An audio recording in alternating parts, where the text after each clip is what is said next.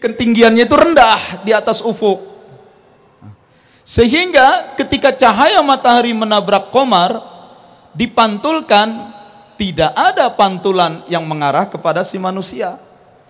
Si manusia ini mencoba melakukan ru'yah. Yang dia lihat bulan bagian belakang, karena yang bagian depan yang menghadap matahari terang, bagian belakang kan gelap. Begitu dilihat yang nggak kelihatan apa-apa. Jadi berdasarkan ru'yah tidak akan kelihatan hilal karena posisi bulan rendah. Nih, di saat matahari itu terbenam, posisi qamar itu sangat rendah. Tuh, ada qamar, saya bentuk titik-titik putus di sini. Nah, jadi matahari terbenam, qamar itu ada di atas ufuk. Bisa dilihat nggak dengan mata? Nggak bisa. Karena qamar, bulan tidak memantulkan cahaya bagian belakangnya. Bagaimana kalau pakai teleskop dilihat? Nggak bakalan kelihatan. Tapi ada bulan di atas ufuk. Ada. Dari mana taunya? Dihisap, dihitung. Pakai ilmu hitung. Inilah yang terjadi sore ini. Bagi NU, bagi Al-Wasliyah dan lain-lain. Karena begitu maghrib matahari terbenam, hilal tidak kelihatan, berarti malam ini 30 Ramadan. Kita tarawih dan besok siang 30 Ramadan kita puasa. Tapi bagi Muhammadiyah kan berdasarkan hitungan qamar ada. Karena qamar ada berarti malam ini masuk 1 Syawal. Yang lain tidak bilang tidak bisa. Sebab bunyi hadisnya adalah sumu la tasumu hatta tarawul hilal. Jangan kamu puasa sampai kamu bisa melihat hilal. Jangan kamu beridul fitri sampai kamu melihat hilal. Hilal yang penting. Sedangkan yang ada bukan hilal, qamar. Hilalnya nggak kelihatan.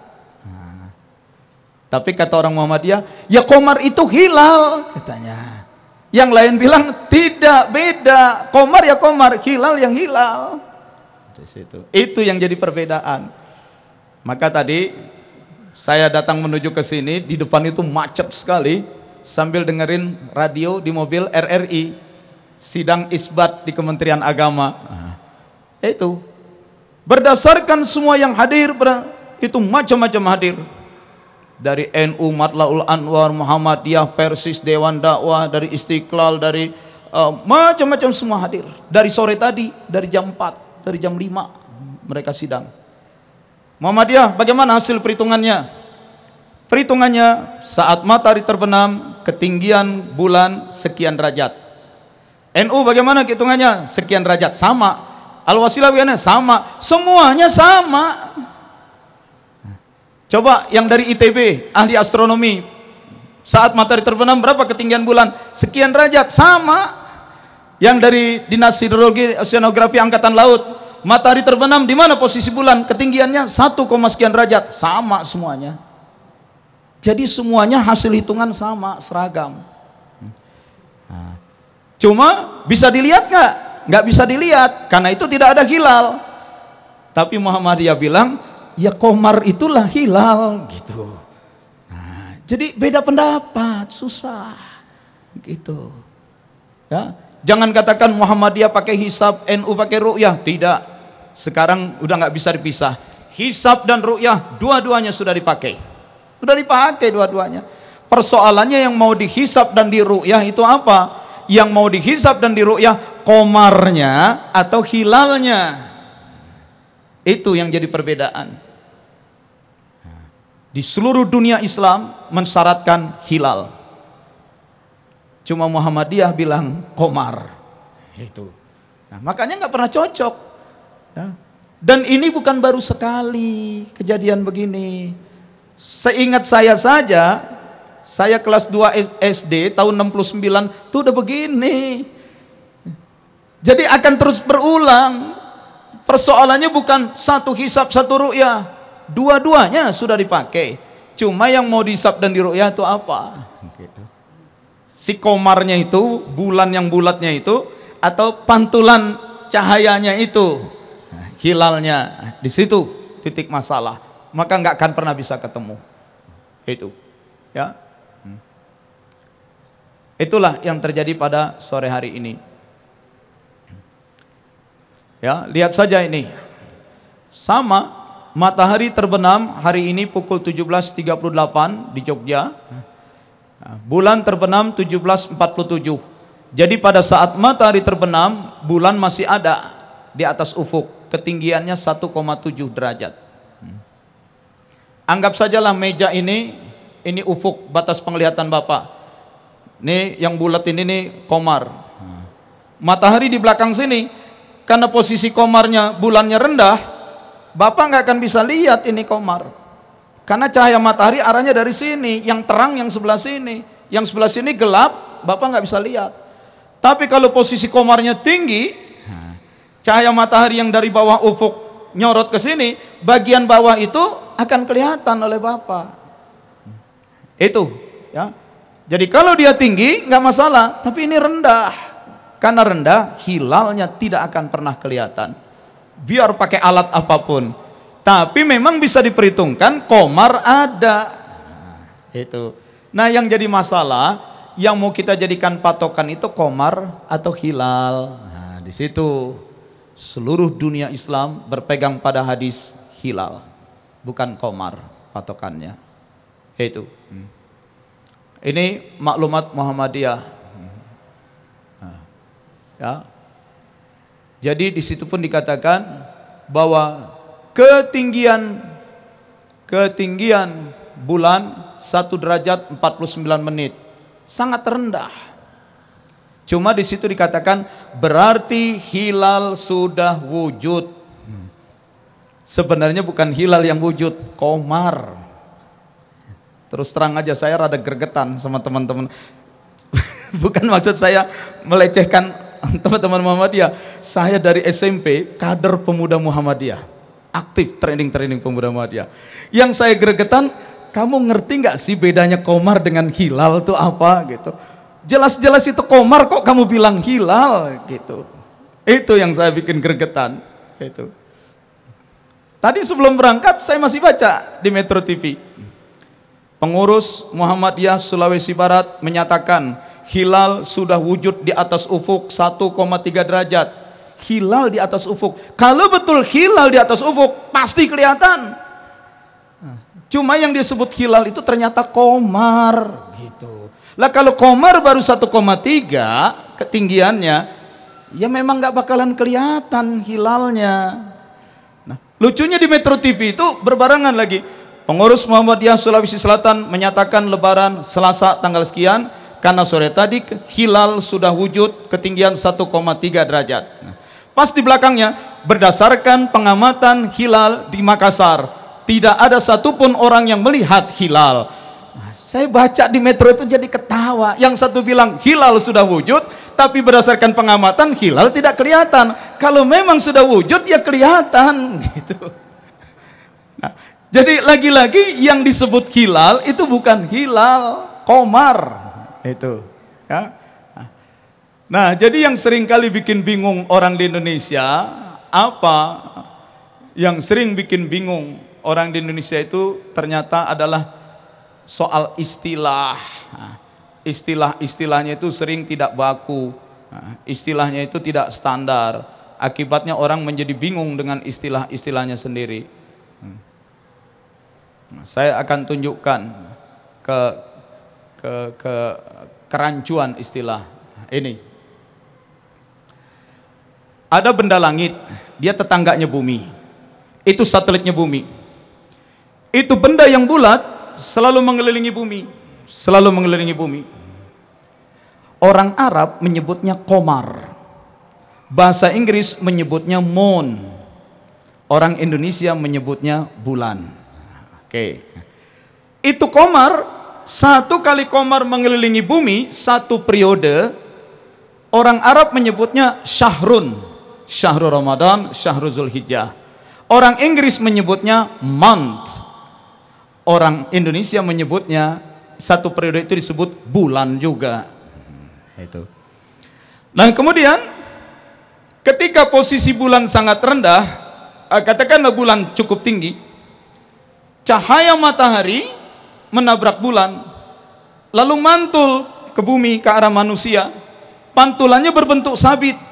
Karena berbentuk sabit, orang Arab menyebutnya pantulan yang berbentuk sabit itu hilal. Orang Inggris menyebutnya crescent. Orang Indonesia menyebutnya bulan juga. Paling ditambahin sabit, jadi bulan sabit.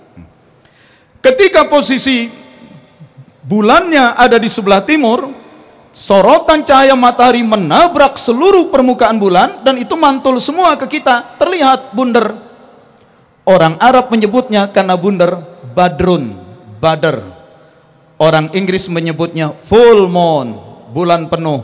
Orang kita menyebutnya bulan juga. Paling ditambahin purnama. Jadi 4 istilah yang berbeda oleh orang Indonesia disebut bulan. Bulan, bulan. Maka ketika diskusi, ini bulan yang kamu maksud yang mana nih? Nah, itu bingung sendiri tuh orang Indonesia. Apakah bulan itu satu periode?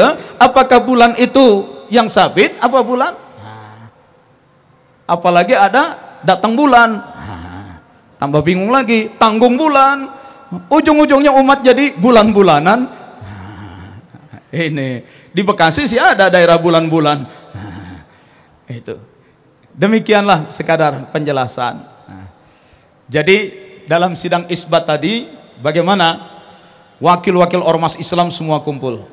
NU, Muhammadiyah, Al-Wasliyah, Matlaul Anwar, Majelis Ulama, Istiqlal, Dewan Dakwah, semua kumpul. Tahun lalu Hizbut Tahrir datang juga semua.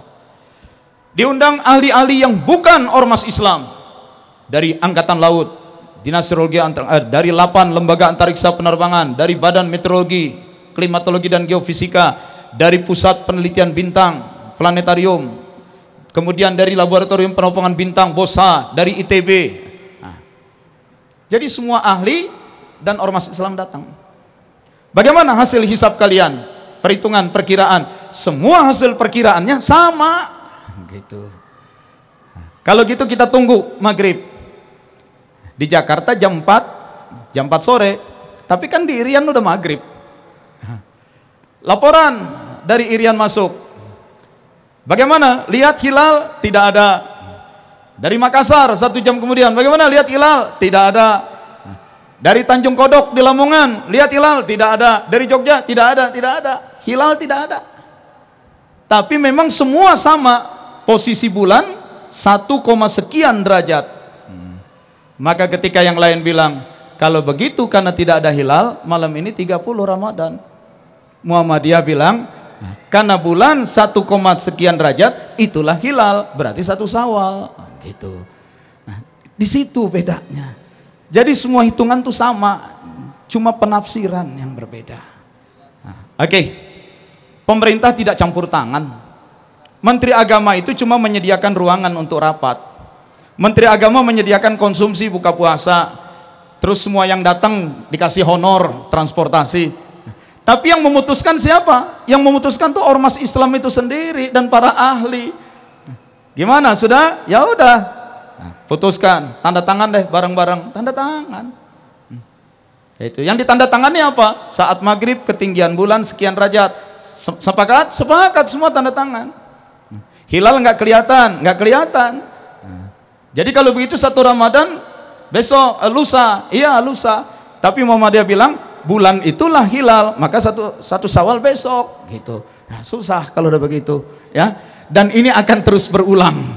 Jadi besok lusa kalau ada kasus-kasus kayak begini nggak usah bingung lah ya. Nggak usah resah. Nah, nggak usah resah. Tunggu saja pengumuman dari sidang isbat.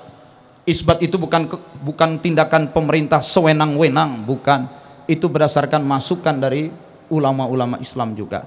Yang jadi masalah memang objeknya, komarnya atau hilalnya yang mau dijadikan pegangan. Nah, demikianlah. Mudah-mudahan tahun-tahun mendatang ini masih akan terjadi lagi. Jamaah tidak usah resah. Mari kita lanjutkan saja sholat tarawih. Assalamualaikum warahmatullahi wabarakatuh. Emang merasa rugi banget apa kalau besok masih puasa sehari lagi? Hah? Enggak kan? Ya sudah lah.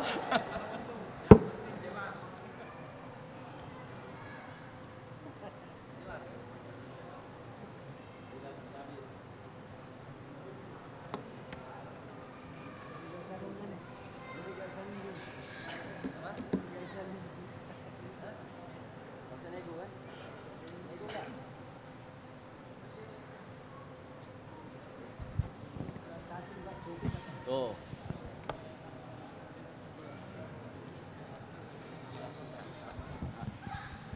Hilal terlihat di cakung, tapi MUI itu harus ditolak katanya. Jadi tidak sah ya. Ini ada yang lucu. Kalau di sebelah timur sudah lihat hilal, makin ke barat hilal akan makin kelihatan lebih tinggi, lebih tebal. Makin ke barat tebal. Nah ini sampai ke barat, sampai ke Aceh, hilal nggak kelihatan. Tahu-tahu ada orang Cakung ngaku ngelihat hilal nih. Ini masuk di internet. Ada orang di Cakung ngaku lihat hilal. Saya khawatir kejadiannya sama dengan kasus di zaman Khalifah siapa di Damaskus. Jadi Khalifah, sang kepala negara beserta para ulama ahli ilmu falak, pejabat pemerintah menonton hilal. Begitu maghrib nggak kelihatan hilal. Begitu maghrib nggak kelihatan hilal. Tapi satu ulama tua bilang ada tuh hilal katanya. Yang lain yang muda-muda Khalifah bilang nggak ada, ada itu. Sang Khalifah bingung. Yang lain bilang nggak ada, kok dia bilang ada. Tuh ulama tua dia deketin mukanya begitu. Rupanya bulu matanya yang begitu panjang dan udah putih, satu bulu mata terjuntai ke situ. Tak. Oh, lalu oleh sang Khalifah disingkirin tuh bulu mata. Tak. Ada nggak hilalnya? Lah kok hilang katanya? Yang dia pikir hilang tuh bulu mata. Itu pernah kejadian. Jadi orang lihat nggak ada. Nah, saya nggak tahu yang dari Cakung ini dasarnya apa begitu. Wallah alam. Ya. Oke, kita tarawih aja dengan tenang. Masih satu hari lagi Ramadan, satu hari lagi nafas kita dianggap sebagai tasbih. Ya. Doa-doa kita dikabulkan. Amin. Bacaan satu ayat dianggap sama dengan khatam baca Quran, dan setiap permohonan doa pasti dipenuhi oleh Allah. Mayan, masih satu hari lagi. Yep. Silakan.